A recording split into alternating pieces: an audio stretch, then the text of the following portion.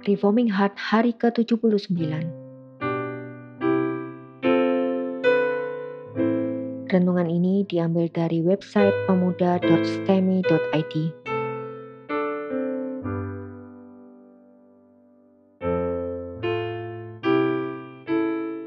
Tema renungan hari ini adalah Salomo diurapi.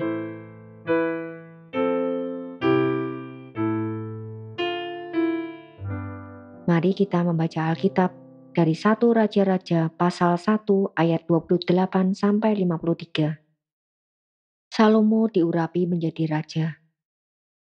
Lalu Raja Daud menjawab, katanya, "Panggillah Batsheba." Perempuan itu masuk menghadap raja dan berdiri di depannya.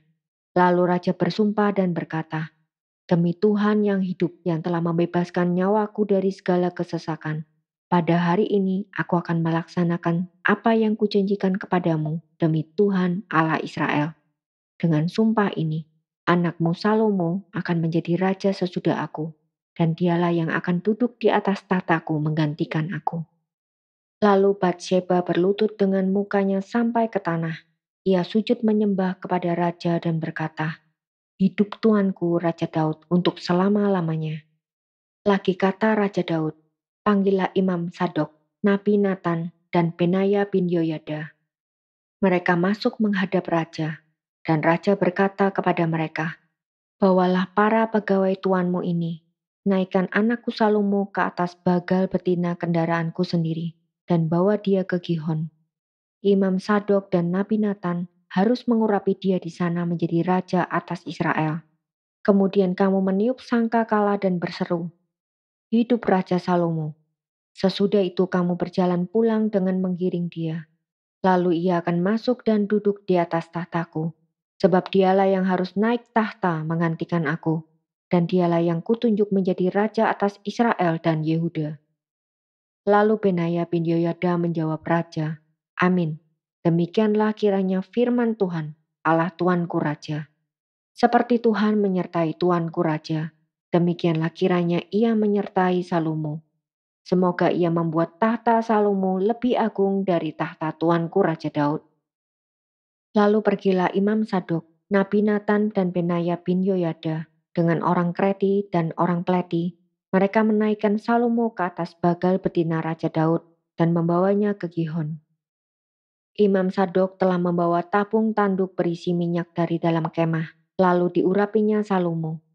Kemudian sangkakala ditiup, dan seluruh rakyat berseru, "Hidup Raja Salomo." Sesudah itu seluruh rakyat berjalan di belakangnya sambil membunyikan suling dan sambil bersukaria ramai-ramai, sampai seakan-akan bumi terbelah oleh suara mereka. Hal itu kedengaran kepada Adonia dan kepada semua undangan yang bersama-sama dengan dia ketika mereka baru habis makan. Ketika Yoab mendengar bunyi sangkakala itu, ia berkata, "Apakah sebabnya kota begitu ribut?" Selagi ia berbicara, datanglah Yonatan anak Imam Abiatar. Lalu Adonia berkata, "Masuklah, sebab engkau seorang kesatria dan tentulah engkau membawa kabar baik." Tetapi Yonatan menjawab Adonia, "Tidak, Tuan kita Raja Daud telah mengangkat Salomo menjadi raja. Raja telah menyuruh supaya Imam Sadok dan Nabi Nathan dan Benaya bin Yoyada dengan orang Kreti dan orang Pleti menyertai Salomo dan mereka menaikkan dia ke atas bagal betina raja. Imam Sadok dan Nabi Nathan mengurapi dia di Gihon menjadi raja. Dan dari sana mereka sudah pulang dengan bersukaria sehingga kota menjadi ribut. Itulah bunyi yang kamu dengar tadi. Salomo sekarang duduk di atas tahta kerajaan. Juga pegawai-pegawai raja telah datang mengucap selamat kepada Tuan kita Raja Daud dengan berkata, "Kiranya Allahmu membuat nama Salomo lebih masyhur daripada namamu dan tahtanya lebih agung daripada tahtamu." Dan raja pun telah sujud menyembah di atas tempat tidurnya.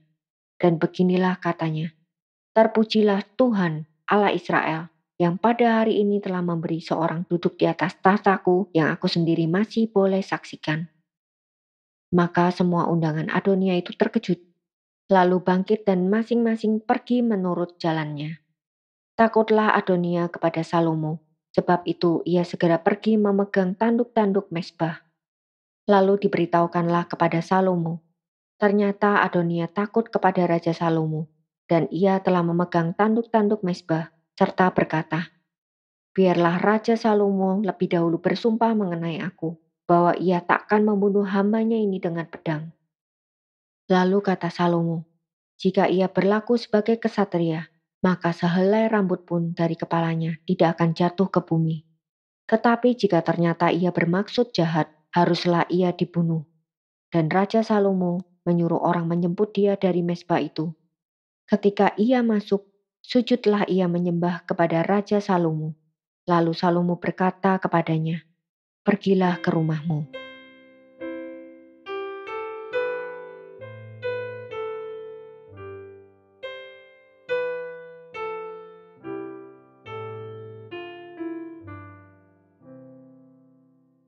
Setelah Nathan dan Batsheba menanyakan kepada Daud mengenai tindakan Adonia yang menjadikan dirinya sendiri raja, maka Daud mengatakan beberapa hal.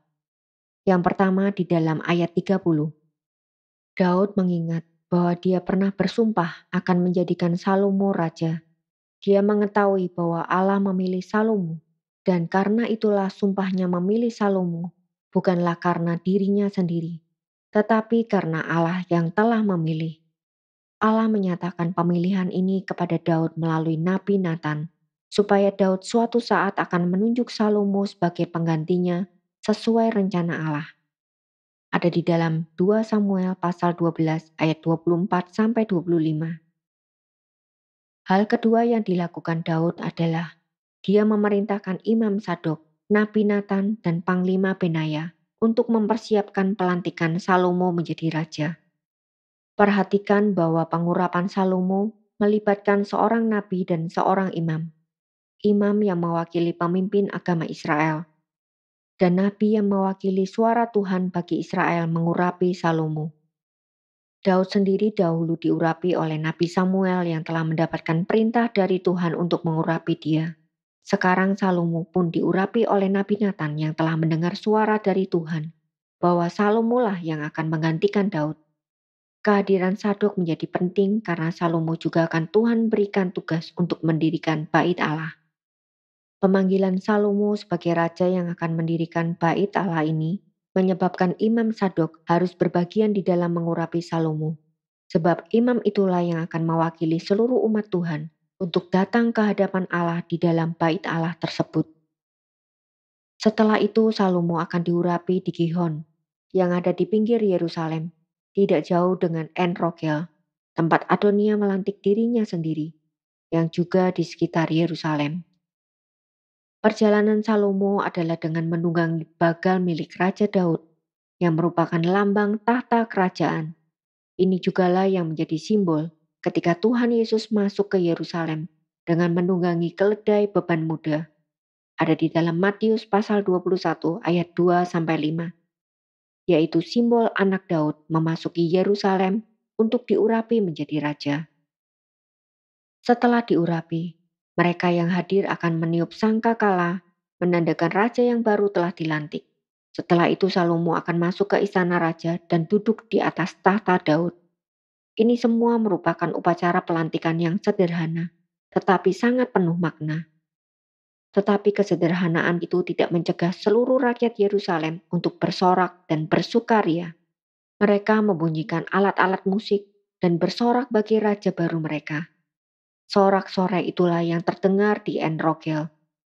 Ketika orang-orang di En Rogel sadar bahwa Daud telah melantik Salomo sebagai penerusnya, maka mereka semua takut dan pulang ke rumah masing-masing.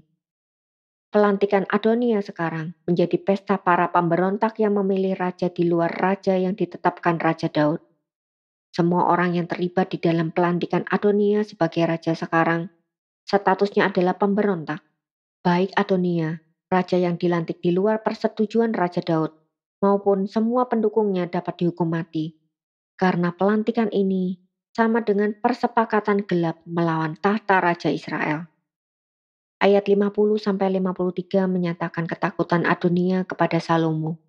Adonia meminta kepada Salomo untuk berjanji tidak membunuh dia.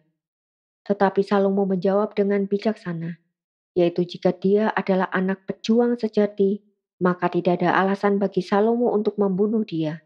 Tetapi jika dia ternyata adalah orang fasik, maka dia pasti dihukum mati.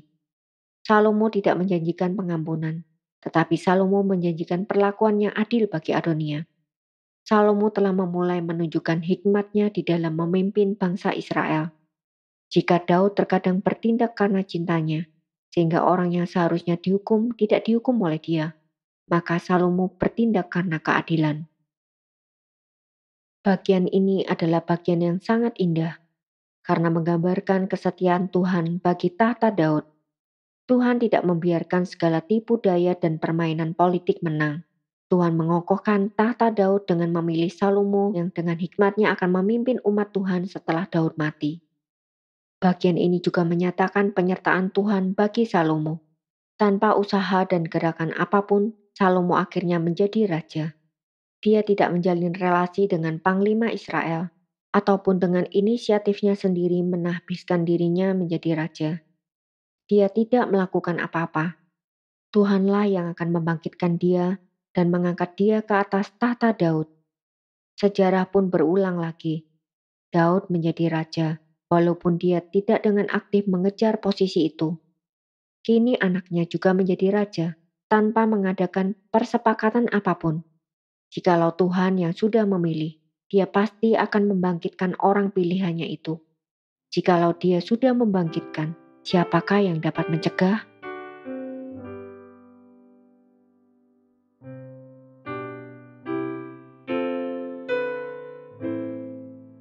Untuk direnungkan. Pertama, Tuhan tidak membiarkan cara manusia menjadi ukuran mutlak. Manusia memilih pemimpin yang mempunyai karisma yang terlihat, tetapi Tuhan memilih seorang yang tidak menonjol. Tuhan juga memilih dengan memberikan janji. Jauh sejak sebelum Daud harus digantikan karena telah menjadi tua. Tuhan menyatakan kepada Nathan dan Daud bahwa dia mengasihi Salomo sejak ketika Salomo baru dilahirkan. Tuhan memilih berdasarkan ketetapannya yang melampaui bijaksana manusia. Dengan mengingat hal ini, biarlah kita hidup dengan rendah hati di hadapan Allah. Terkadang kejadian-kejadian dalam sejarah atau hal-hal yang terjadi dalam hidup kita terasa tidak tepat. Seolah Tuhan salah mengatur segala sesuatu.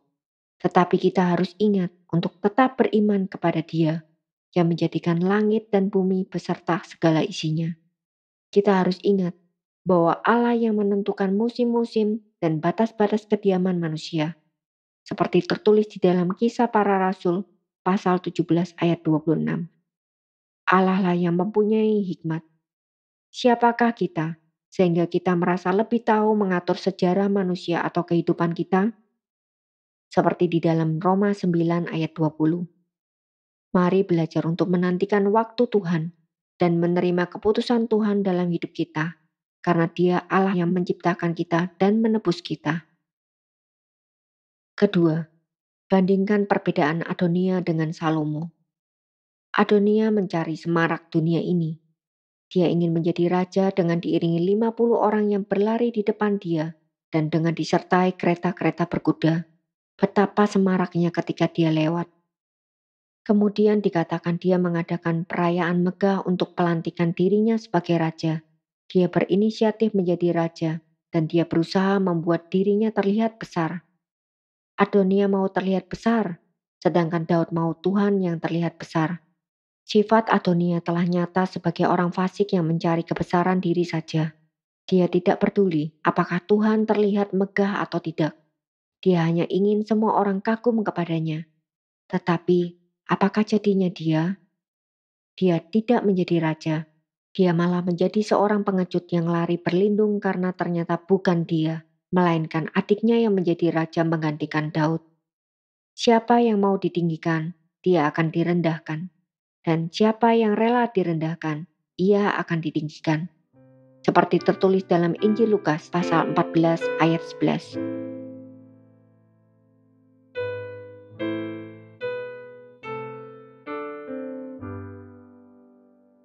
Sekarang kita lihat pelantikan Salomo. Tidak ada 50 pelari dan kereta-kereta kuda mengelilingi Salomo.